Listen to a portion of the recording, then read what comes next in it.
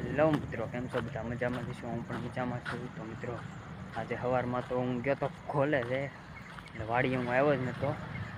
આજ આવવાનું હતું ઘઉં કાઢવાનું થ્રેસર મશીન, ને એ જોવાનું તો મને બહુ ગમે, પણ હું જોઈ ન શક્યો. આજ સવારમાં જવું પડે એમ હતું મિત્રો. તો એ ઘઉં હતા 8 વીઘાના હતા, અને એ 8 વીઘાના એ હતા અને 4 વીઘાના અલગ હતા.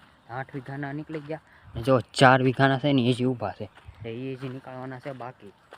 એટલે એમાં તો આપણે હઈશું, તો એમાં આપણે વ્લોગ છે બનાવવાનો. ચાલો આજના નીકળ્યા ને હું બતાવું તમને.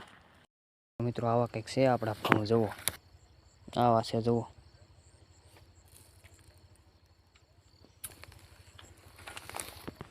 અમે જે ઓલા ઊભા છે ને એ જે નીકળવાના છે બાકી.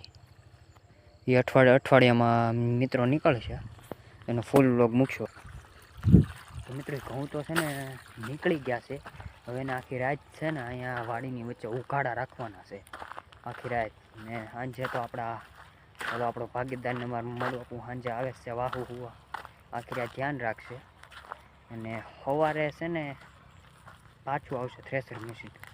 એટલે એમાં જે પૂતળિયા હોય ને મિત્રો, પૂતળિયા એ અલગ થઈ જાય ને, સારા ઘઉં અલગ અલગ બે થઈ જાય. તો એ રાખવાનું છે આજની રાત આખી છે ને ઉઘાડા રાખવાના છે. તો આપણે સાંજે હવા તો આવશું આપણે પણ વાળીએ. મિત્રો, આપણા છે ને ગુણાભાઈ બાજરી એમાં એ વાળે છે પાણી. તો ચાલો હું એને બતાવું તમને. 7 વાગ્યા સુધી હોય લાઇટ, લગભગ અડધી કલાકમાં લાઇટ વહી જાય અને અમે બધા વહી જાવ ઘેરે.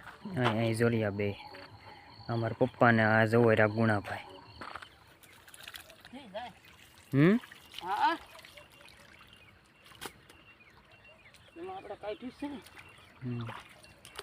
હવે એટલા રહ્યા ને પાટિયા. તો હાલો મિત્રો, અમારે જો આજે આવ્યું હતું ઠેસર, અમે કાઢી નાખ્યા છે ઘઉં.